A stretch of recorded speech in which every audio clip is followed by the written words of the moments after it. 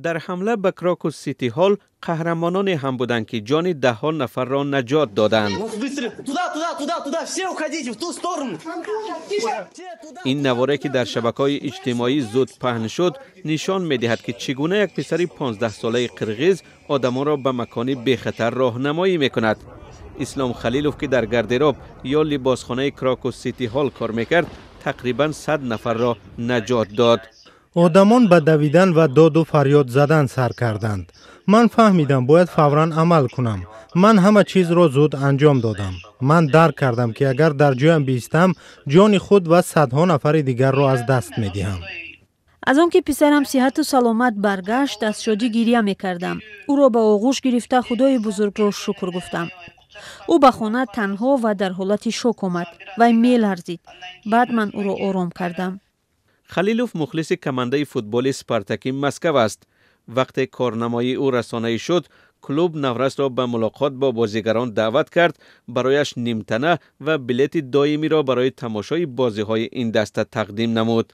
ریپسران مورگنشترن به حساب اسلام خلیلوف 1 میلیون روبل گذراند. پسری 14 ساله روس ارتیوم دانسکوف نیز برای گریختن آدمان کمک رسانده است. مردم به یک راه رفتند، آنها را به بنبست برد. من و رفیقانم این حالت را دیده وضعیت را به دست گرفتیم. ما آنها را گرداندیم و راهی درست را برای بیرون رفتن نشان دادیم. قهرمان دیگر همین مرد ازبک بود که در کراکوس سیتی هال پیش خدمت شده کار میکند. کامل نصیبوف میگوید او تقریباً به 80 نفر برای رسیدن تا به ماشین یاری تعجیلی مدد رسانده است. بنفشا ارکینوف نیز به آسیب دیدگان حمله مدد نمود. این جوان 17 ساله تاجیک در مهمانخانه اکواریوم مسکو پیش خدمت است.